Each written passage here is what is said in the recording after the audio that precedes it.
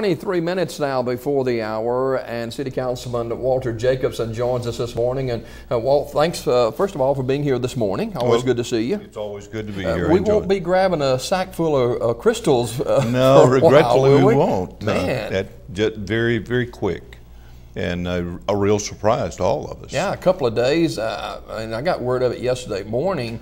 That they had closed, and I think it was the day before they closed, and I checked it out, and they had, I don't know if it moved in the dark of night, but it was a surprise to many people. 2 closings in Sylacauga in recent weeks, and most leadership in Sylacauga didn't know anything about it. Totally unaware of it. I mean, nobody came to us, and I talked to the mayor yesterday after I had heard this about Crystal, and he was as shocked as I was. Mm-hmm. Nobody had approached the city about any kind of issues or anything like that. And I know, rumors will get out that there was something the city did to, run them out of town, but that was certainly not the case with either closing. And it's one of those things that decisions are made at the corporate level. And these are big companies. These are big companies, and they make decisions based on bottom line. And it doesn't mean the businesses weren't making money. Maybe just weren't meeting their targets, or weren't the high-performing stores. So, we don't know what goes into all those decisions, but it's still, we certainly hate to see another empty storefront. Yeah, and that's been, for those who don't know, Walter Jacobson had announced several months ago that he was going to be a candidate for the mayorship of Sylacauga in the August election, city election. And that's one of your concerns about growing industry and local businesses in Sylacauga. It really is. We've got to, and that's something that takes a commitment. Getting the businesses here is, one of the battles. Convincing them to be here, that we're the right market for them and things like that. But then once we're here, we've got to make a commitment as a community that we're going to support our local vendors. And it doesn't really matter if they're big box, if they're corporate America, or if they're mom and pops.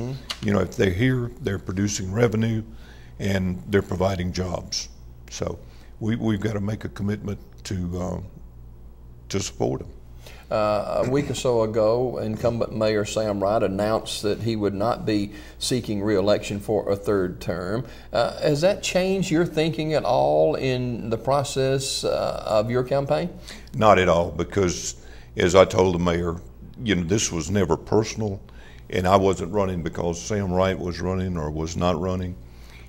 My hat was in the ring because I thought I could make a difference, and I feel like that, I can lead the city. And we got some real challenges, but some opportunities too. But no, that doesn't change anything for me, and my campaign will continue in the same vein. I'm still, excuse me, I'm still campaigning hard, and there's others in the race that have declared, and there could very well be more. So. It's all about the issues. It's not about who else is in the race. Work session held this week, and it appears that the 280 project is kind of dead in the water. Well, it is. We've been extremely disappointed that we've not been able to move this forward. But with the company that that was offering this latest proposal, just couldn't seem to get it together to really pull it off and get the tenants lined up, and so it's kind of it's really not back to square one, but it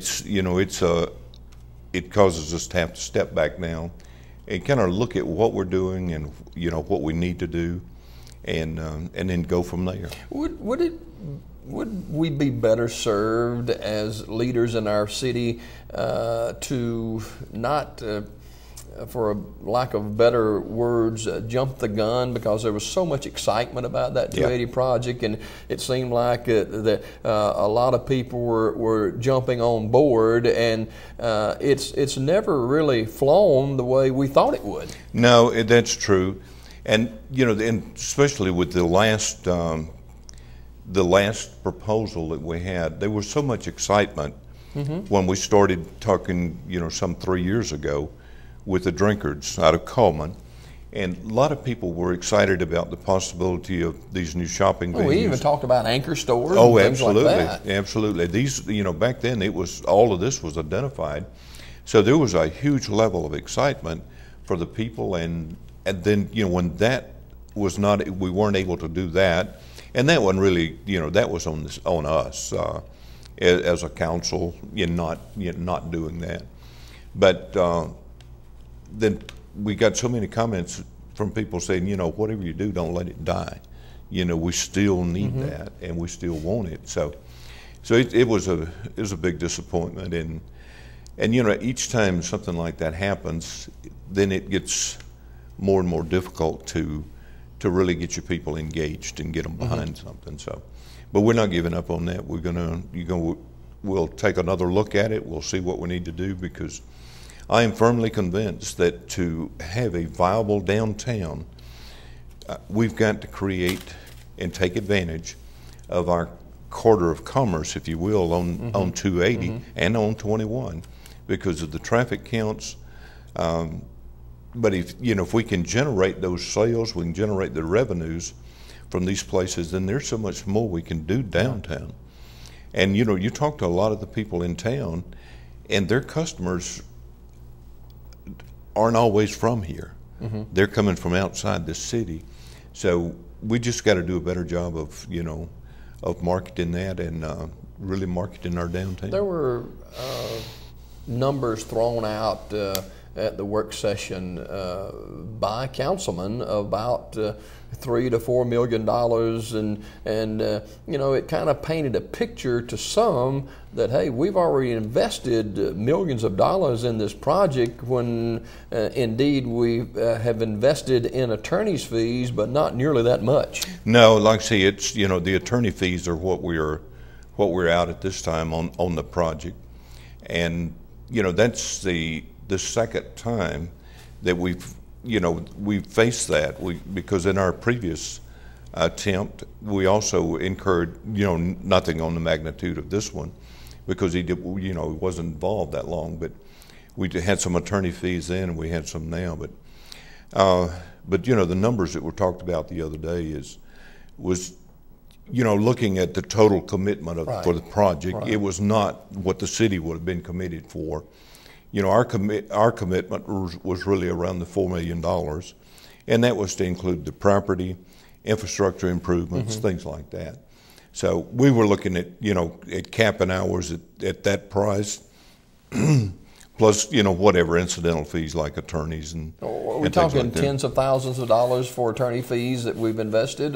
Because honestly, people say, well, why don't you just do it yourself? Well, you're not trained in that field. Well, and that's a specialized field, and there's a lot of work goes into it, and especially when you get into the arena of doing public-private partnerships, you got to make sure that you're protecting the taxpayers' money, that you aren't doing something that's illegal, and then if you do it and do it properly, you've got to look at what you're doing to the entire city. You've got to look at the layout, because you're not out to put anybody out of business. The entire purpose of all of it is to generate more traffic, to generate more business, and that's for everybody, because.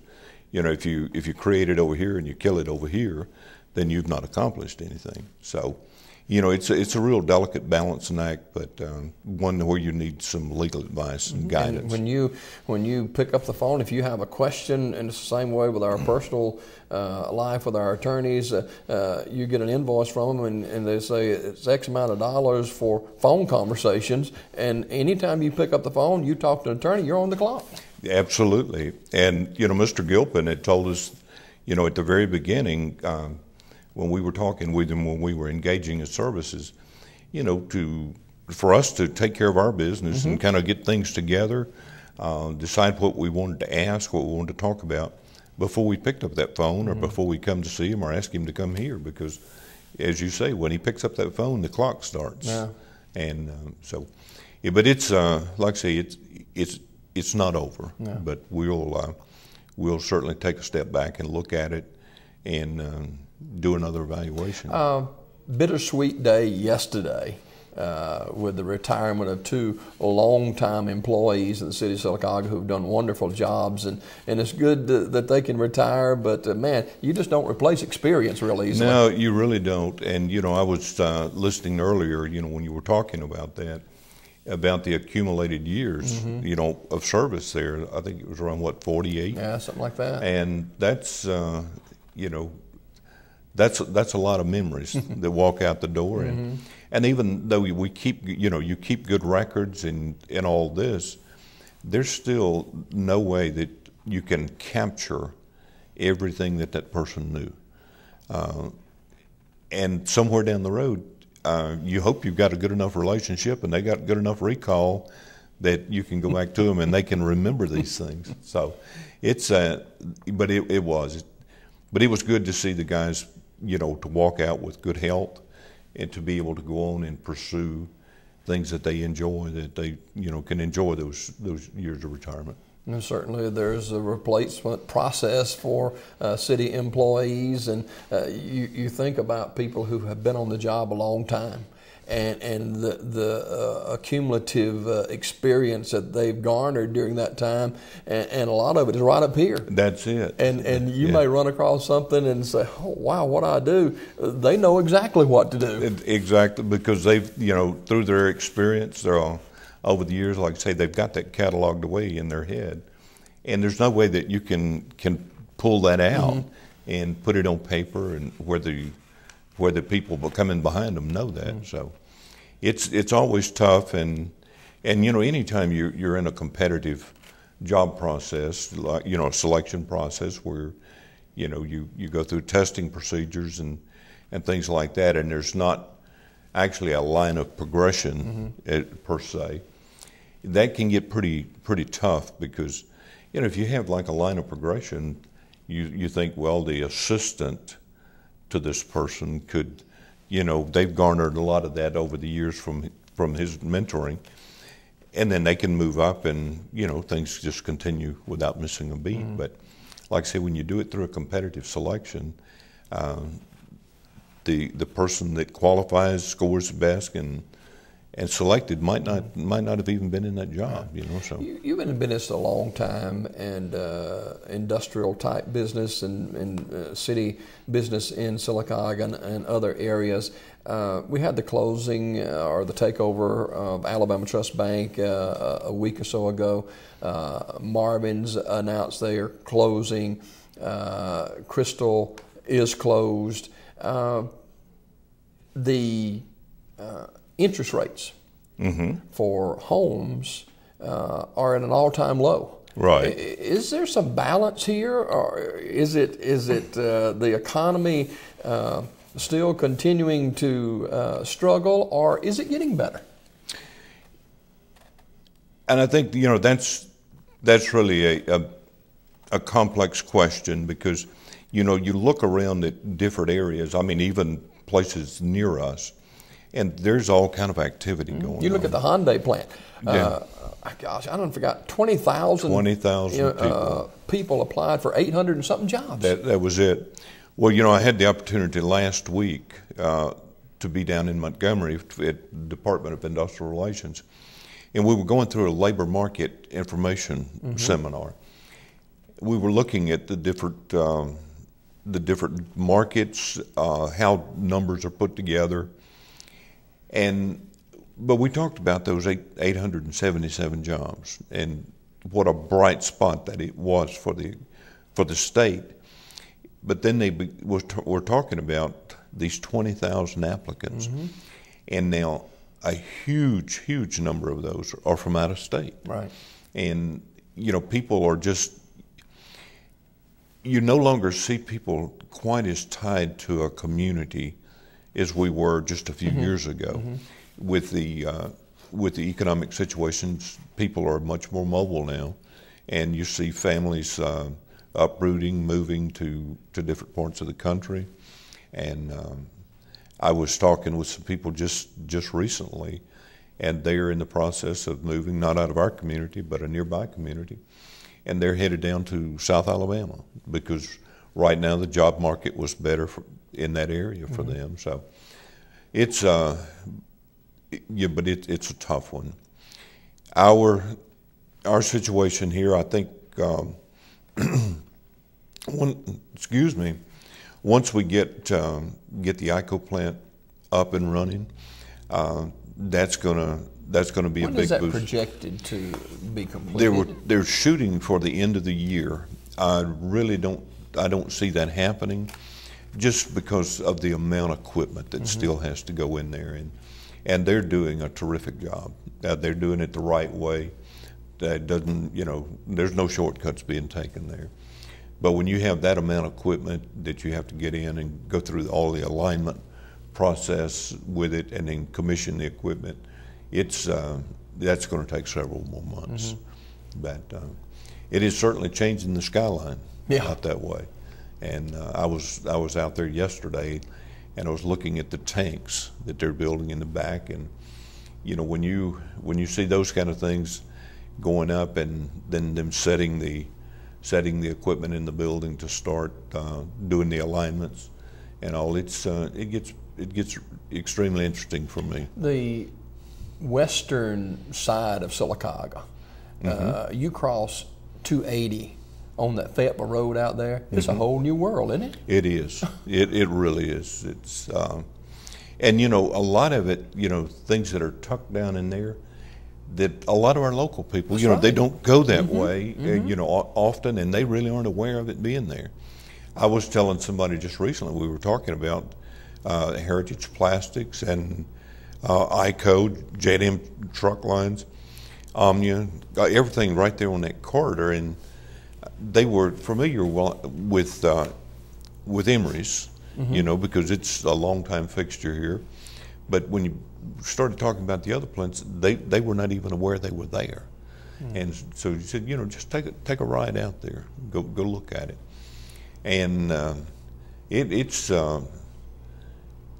we're home to some very, very interesting businesses. No doubt about it. We sure are. Walter Jacobson, City Councilman, our guest this morning, and a big event in Sylacauga on Saturday. It is a celebration, and you're talking about showcasing a community. We have opportunity to do that with a lot of people, a lot of visitors from outside Sylacauga coming in to join the celebration on Saturday night.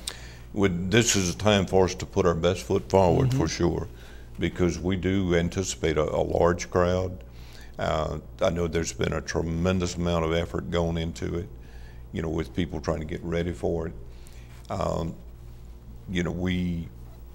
hopefully we'll have some opportunity today and even tomorrow to do some more housekeeping before the people get here, and because unfortunately, with right in the same area that we're going to be in, we've got the huge construction project going over at the school, and even though they do a good job of policing that and keeping it in check, it still just has a tendency for things to get a little bit out of order, if you will. So, but hopefully, like I said, we can get all of that, get a good face on it. Yeah, it's going to be at Legion Stadium from 4 until 9 on Saturday. Diamond Rio, the headline group.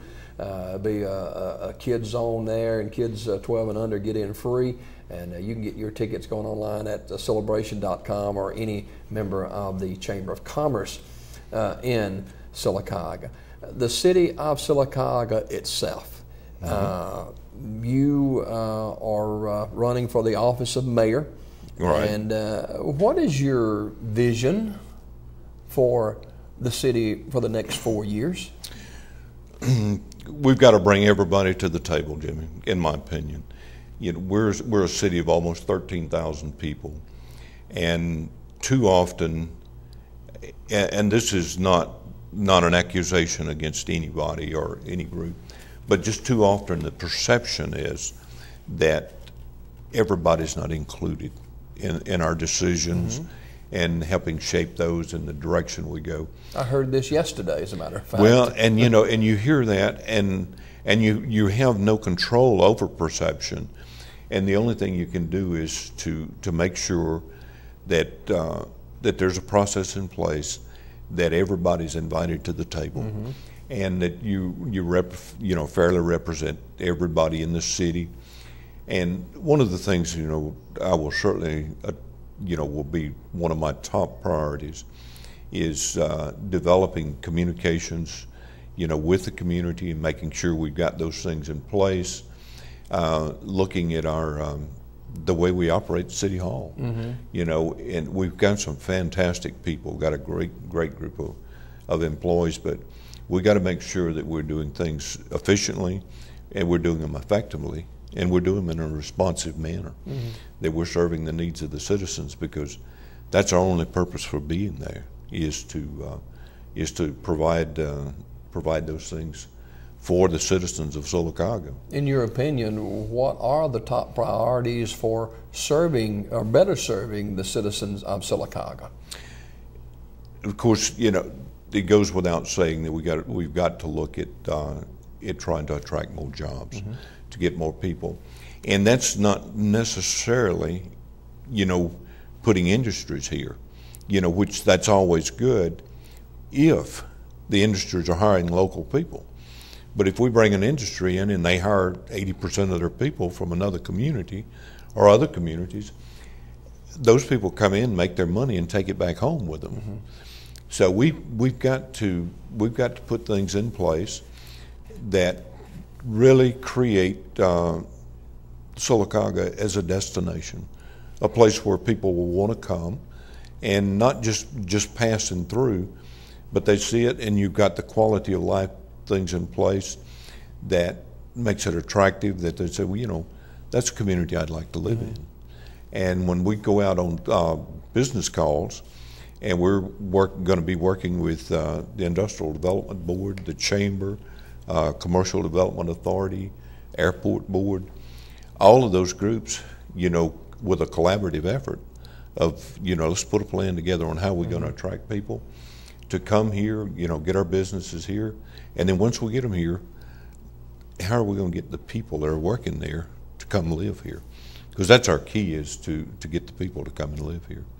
We have many locally owned businesses Absolutely, in Sylacauga. The Chamber does a wonderful job, but overall, the leadership of Sylacauga, what can we do better to make sure that locally owned businesses that have been here for years and years and years continue to be here? That I think, and that we care that they are here. One of the things is, we got to make that personal contact. We've got to get out. We've got to go to these businesses. We've got to talk to them, and talk to the people a bit. Okay, what issues do you have? Make sure that we understand that, and that the things that we're doing as a governing body doesn't make life more difficult for them. As the physicians think, first do no harm.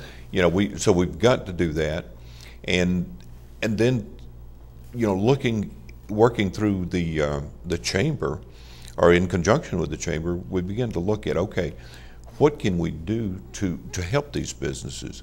It's not always about money. I mean, it can be about maybe bringing someone in that can talk about the things we talked about in Montgomery last week. We talk about the labor market, and where people really understand the dynamics of that. That it's not just you go out here and make a call and you get people to come in and things like that. It's looking at okay, where do these people come from? What is their skill levels? Do they have the skills that your new employers need? These jobs that are coming with ICO, these will be some fairly highly skilled jobs, and the pay scale, I'm sure, will reflect that. But we have to have people, that are trained, that have that skill set to get them here. But the big thing is just being in tune with the community, making sure that we're aware of what the needs are. Walter Jacobson, local city councilman who is a candidate for mayor of the city of Sylacauga in the mayoral city elections in August, our guest for a couple more minutes. From the White House to the Senate to the legislature to local city positions, it's easy to make promises during an absolutely. election year. Are you careful as of what you put out there that, hey, we're going to do this and do that? Because I've seen it many times, and you have too, promises that we make, we're not able to fulfill once we get in office.